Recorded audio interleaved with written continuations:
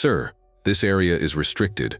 Are you lost?" The voice was sharp, laced with the kind of impatient authority that a young officer wears like a new uniform, stiff, clean, and a size too big for his experience. Lieutenant Evans stood with his hands on his hips, his white uniform a stark slash against the gray steel of the pier and the immense black hull of the submarine moored beside it. The USS Tempest sat low in the water, a silent, sleeping leviathan. The old man he addressed didn't flinch. He simply stood there, a frail figure in a worn tweed jacket, his gaze fixed not on the officer but on the submarine. His name was Arthur Connolly, a name that meant nothing to the lieutenant, and at that moment meant nothing to anyone else on the pier. He was just an old man, his skin a roadmap of 80+ years, his hands clasped loosely behind his back, showing the swollen knuckles of arthritis. "This is an active naval installation," Evans continued, stepping closer, his voice rising slightly to cut through the sea breeze and the distant clang of metal on metal. "Civilians are not permitted this far without an escort. I'm going to have to ask you to come with me back to the security gate." He made a small, dismissive gesture as if shooing a stray dog. Arthur's eyes, the color of a faded sea chart, finally moved from the submarine and settled on the young officer. They were calm, observant, and held a depth that seemed to absorb the lieutenant's bluster without reflection. "I have an invitation," Arthur said, his voice quiet but clear, not a quaver in it. The lieutenant almost laughed. He exchanged a look with the two young sailors who stood watch at the gangway, a silent communication of shared disbelief. An 80-something man in a jacket that looked older than they were, claiming he had an invitation to board one of the Navy's most advanced nuclear submarines. The idea was absurd. A crowd was beginning to form, not a large one, but a noticeable collection of sailors and contractors, their curiosity piqued by the confrontation. The sight of a crisp young officer dressing down a senior citizen was unusual enough to make them pause their work. "An invitation," Evans repeated, his tone dripping with condescension. "Right. And I suppose Admiral Nimitz sent it to you himself." "Sir, I don't have time for games. You are a security risk. Now let's see some identification, and then you can tell me who you were supposed to be meeting." He held out his hand, palm up, expectant and demanding. Arthur reached slowly into his jacket pocket. The movement was deliberate, unhurried, as if he had all the time in the world. This calm deliberation seemed to irritate the lieutenant even more. It was a silent refusal to be rushed, a quiet defiance that Evans couldn't quite label as insubordination but felt like it all the same. The onlookers shuffled their feet, murmuring to each other. They could feel the tension ratcheting up, a palpable thing in the salty air. Every word from the lieutenant was a slight, a small chip at the old man's dignity. Evans seemed to relish it, playing to his small audience, establishing his authority. "Is he senile?" one sailor whispered to another, just loud enough to be heard. "Probably just wandered off from the visitors' center," the other replied. "Poor old guy." Evans heard them. A small smirk touched the corner of his lips. He was in control. He was the guardian of the gate, the protector of this billion-dollar piece of military hardware. He represented order and security.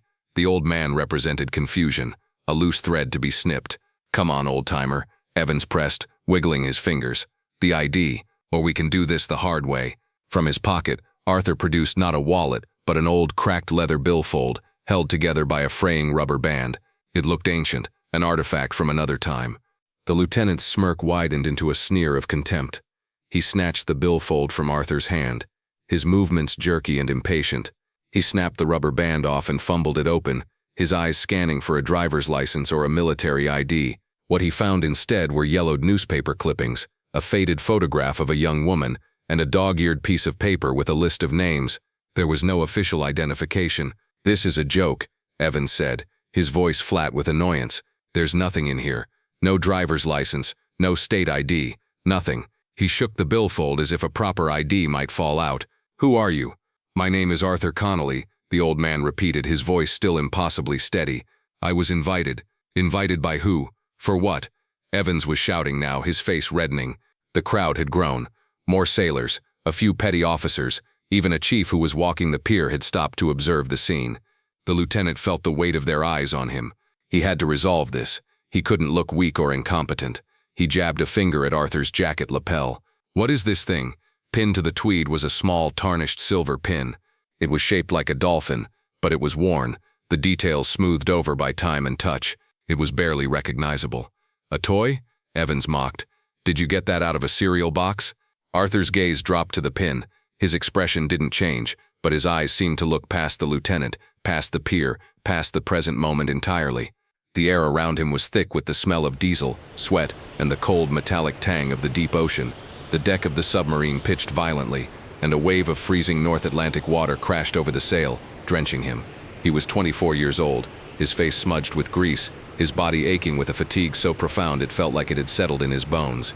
The boat had been submerged for 70 days, running silent, running deep, hunted by Soviet destroyers. They had completed the mission, but the cost had been immense. His captain, a man he revered, pressed the silver pin into his hand. It was the submarine warfare insignia, his dolphins. "You earned these, son," the captain had said, his voice hoarse. "You earned them in the dark." The silver was new then, and it gleamed under the weak Arctic sun. "Sir," the lieutenant's voice pulled him back. Arthur blinked, the memory receding like a phantom tide. He looked at Evans, who was now holding the tarnished pin between his thumb and forefinger, still attached to the jacket. "I'm done with this," Evans declared, his patience completely gone. "You are trespassing on a secure military asset. You refuse to identify yourself. You are being detained." He gestured to the two young sailors at the gangway. "Escort this man to base security." The two sailors hesitated. They were young, barely out of their teens. Manhandling an elderly man, no matter the orders, felt wrong. They looked from the lieutenant to Arthur, a silent plea for a different outcome in their eyes. But it was a different set of eyes that changed the course of the day. Standing at the edge of the growing crowd was a Master Chief Petty Officer, a man whose face was a testament to 30 years of naval service. Master Chief Thorne wasn't watching the lieutenant. He was studying the old man. He had seen the quiet dignity, the unnerving calm, the way the old man's eyes had scanned the submarine, not with the idle curiosity of a tourist, but with the familiar gaze of a craftsman inspecting a tool. And he had seen the pin. It was tarnished, yes, but Thorne knew exactly what it was.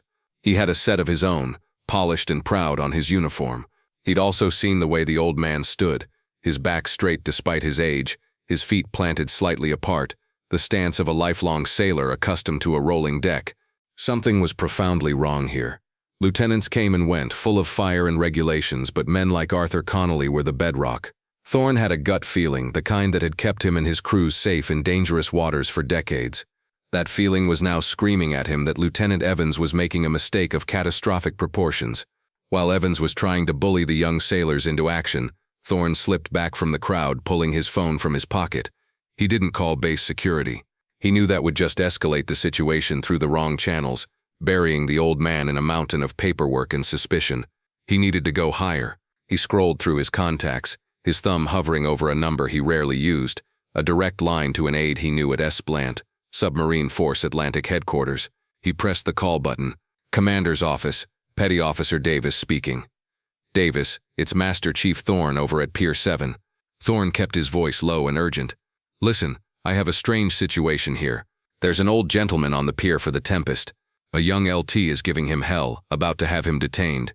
"Okay, Master Chief. What's the man's name? I can try to see if he's on an access list." "That's the thing," Thorne said, watching as Evans finally lost his temper and grabbed Arthur by the arm. "The LT is making a scene, but the old man, he's just standing there. He says his name is Arthur Connolly." There was a moment of silence on the other end of the line. Then Master Chief, "Say that name again." "Connolly. Arthur Connolly." The silence stretched longer this time, filled only by the faint static of the connection. Thorne could picture the aide on the other end, the blood draining from his face. "Master Chief," the aide's voice was now a choked whisper. "Keep that lieutenant away from him. Do whatever you have to do. The Admiral is on his way." The line went dead. Thorne stared at his phone for a second, a cold dread mixing with a grim sense of vindication. He was right. This was a very, very big deal. Inside the Esabieland headquarters building, a pristine structure of brick and glass miles away from the pier, Petty Officer Davis had dropped his phone into its cradle and burst into the Admiral's inner office without knocking. A breach of protocol so severe it was almost unthinkable. Admiral Stanton, a man with 3 stars on his collar and the weight of the entire Atlantic submarine fleet on his shoulders, looked up from a classified briefing, his eyes narrowed in annoyance. "Davis, what is it?" "Sir," the aide stammered, out of breath. "A call from Master Chief Thorne at Pier 7. Sir, it's about Captain Connolly." Stanton's face went blank. He processed the words, but they didn't seem to fit together. "Captain Connolly?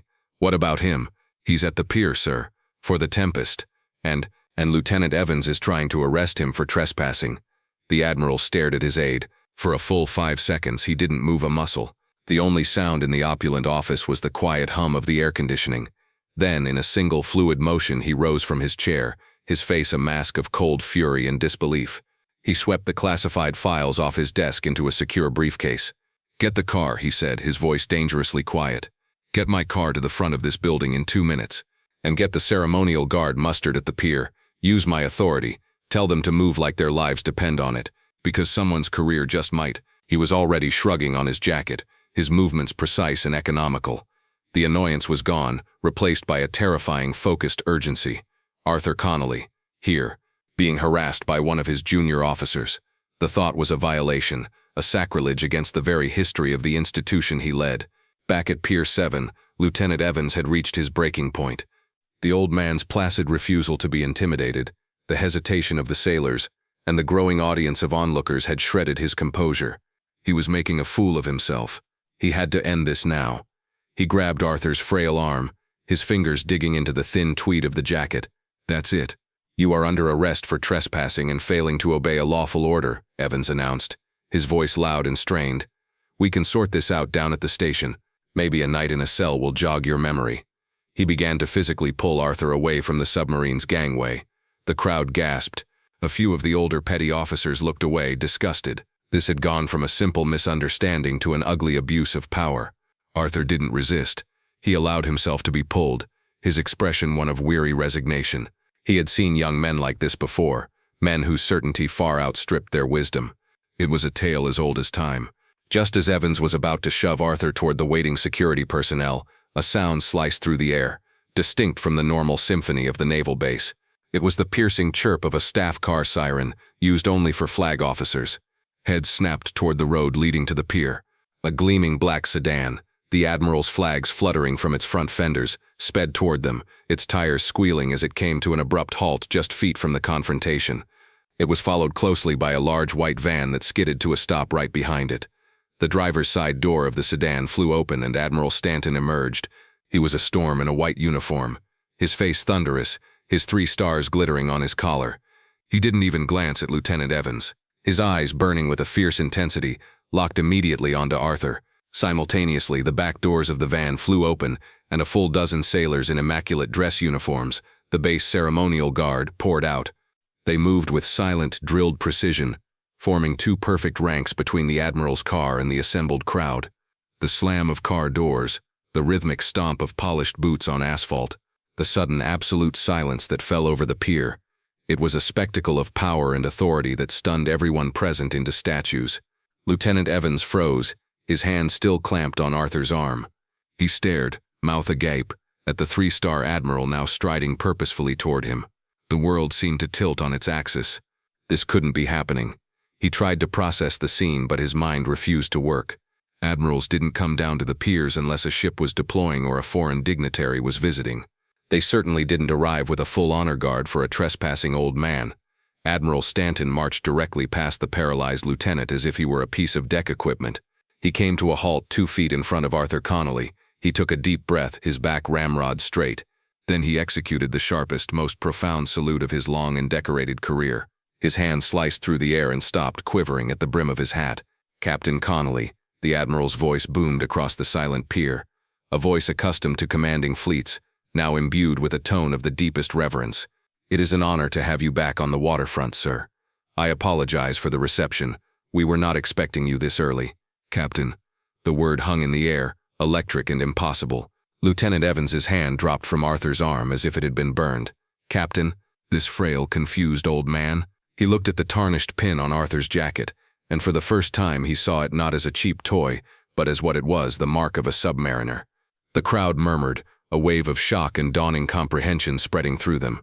Master Chief Thorne, standing near the back, allowed himself a small, grim smile. The cavalry had arrived. Admiral Stanton held his salute, his eyes locked on Arthur's. Arthur slowly, deliberately raised a hand and returned a tired but perfect salute. It was the salute of a man who had given and received it thousands of times, a gesture ingrained in his very soul. "At ease, Admiral," Arthur said, his voice carrying a hint of its old command authority. "No need for all this fuss." Stanton finally lowered his hand. He turned, and his gaze fell upon Lieutenant Evans. The warmth and reverence in his eyes vanished, replaced by a glacier of pure, undiluted fury. "Lieutenant," he began, his voice dropping to a low, lethal hum that was more terrifying than any shout. "What is your name?" "Evans, sir." "Lieutenant Evans," he stammered, his body snapping to a panicked, rigid brace. "Lieutenant Evans," the Admiral repeated, letting the name hang in the air like a death sentence. "While you have been busy enforcing security regulations, you have failed in a far more fundamental duty, the duty of respect, the duty of knowing your own history." He gestured toward Arthur. "Do you have any idea who this is?" Evans could only shake his head, his face pale with terror. "This," the Admiral said, his voice rising again, projecting to every person on the pier, "is Captain Arthur Connolly. The man who in 1968 commanded the USS Stingray on a 120-day patrol under the Arctic ice pack. The man who navigated through uncharted trenches to gather intelligence that prevented a war. The man who, when his boat was crippled by a fire in the reactor compartment, refused to abandon ship and personally led the damage control team into a radiation-filled space to save his boat and his 130-man crew, an act for which he was awarded the Medal of Honor. He is not a trespasser, Lieutenant. He is a living legend. This pier, this submarine, this entire Navy was built by men like him, men whose boots you are not fit to polish." A collective gasp went through the crowd. Medal of Honor. The name Connolly now clicked into place in the minds of the older sailors. Connolly of the Stingray. He was a myth, a story they told in the chief's mess, a name spoken with the same reverence as Halsey or Nimitz. And he was here, standing right in front of them, dressed in a shabby tweed coat, being harassed by an arrogant lieutenant. A wave of shame washed over the onlookers. They looked at Arthur now with awe, their eyes tracing the lines on his face, trying to see the hero beneath the veil of age. Admiral Stanton wasn't finished. He stepped closer to Evans, his voice dropping back to that icy personal level. "You stand on the shoulders of giants, Lieutenant. You would do well to learn to recognize one when he is standing right in front of you. Your commanding officer will be hearing from me. You can consider your tour on the Tempest over. Your new assignment is to develop and personally lead a base-wide training program on naval heritage. You will start with the story of Captain Connolly. You will learn it, you will know it, and you will teach it until you understand what it means to serve." The rebuke was total, a professional evisceration delivered with surgical precision. Evans stood, broken and humiliated, unable to speak, unable to even meet the Admiral's eyes. It was then that Arthur stepped forward, placing a gentle hand on the Admiral's arm. "That's enough, Bill," he said softly, using the Admiral's first name. The lieutenant was doing his job. Security is paramount. He saw an old man where he shouldn't be. His instincts were correct, even if his methods were a little enthusiastic. He's a good officer. Don't ruin him. The grace of the gesture was stunning. After the public humiliation he had endured, Arthur's first instinct was to show mercy, to defend the very man who had wronged him. It was a demonstration of character so profound that it silenced the entire pier once more. The Admiral looked at Arthur, his expression softening. He nodded slowly. "As you wish, Captain." He then turned and gestured toward the submarine. "She's ready for you, sir. The crew is eager to meet you." The USS Tempest was the newest boat in the fleet, and she was being named in a quiet, informal ceremony in honor of Arthur's old command, the Stingray, which had been decommissioned decades ago. This was his invitation. As Arthur looked at the sleek, powerful submarine, the present faded one last time. He wasn't on a pier in the 21st century. He was in the cramped control room of the Stingray, the air thick with the smell of ozone and fear. The boat groaned around him, protesting the immense pressure of the deep. A young sailor, his face pale with terror, had handed him a damage report. A fire in the reactor tunnel. A death sentence. Arthur had taken the report, looked at the faces of his young crew, and made a decision. He had grabbed a radiation suit and an extinguisher. "I'm going in," he had said. His executive officer had tried to stop him. "It's suicide, Captain." But he had gone anyway, because a captain never ever gives up the ship. That was the day he had truly earned his dolphins. Admiral Stanton escorted Arthur personally up the gangway. Every sailor on the pier, from the rawest recruit to the most seasoned Master Chief, snapped to attention and rendered a salute as he passed. Lieutenant Evans, still standing alone and ashamed, raised a trembling hand to his own forehead, his salute a silent apology. In the weeks that followed, the story of Captain Connolly's visit became base legend. Lieutenant Evans was, as the Admiral had ordered, reassigned. He didn't complain. He accepted his new duty with a humility he had never known. He spent his days in the base archives, poring over old patrol reports and service records, his nights drafting lesson plans. He read everything he could find about the Stingray and her captain. He learned about the fire, the heroism, the quiet, unassuming life Arthur had lived after his retirement from the Navy. One afternoon, Evans was in the base museum studying a display case dedicated to the Stingray, which contained a grainy photo of a young, intense-looking Captain Connolly. He was a good man, a quiet voice said beside him. Evans turned. It was Arthur. He was wearing the same tweed jacket. Evans felt a flush of shame and stood straighter. Captain Connolly, sir. At ease, son, Arthur said with a small smile. He looked at the display. They make you out to be some kind of plaster saint in these things. The truth is, most of the time we were just scared kids trying to do the right thing. Sir, Evans began, his voice thick with emotion. I want to apologize for my conduct on the pier. There is no excuse. I was arrogant, and I was disrespectful. I am truly sorry. Arthur looked at the young man, really looked at him, and saw not the arrogant officer from that day, but a humbled, remorseful man. He saw a glimmer of the leader he might one day become. He clapped him gently on the shoulder. Apology accepted, Lieutenant. We all have lessons to learn. The important thing is that we learn them. They stood in silence for a moment. Two sailors from different eras, bound by a shared service, and a moment of unforgettable humility. If you were moved by Captain Connolly's story of valor and humility, please like this video, share it with someone who respects our veterans, and subscribe to Veteran Valor for more stories that honor our heroes. Thank you for watching.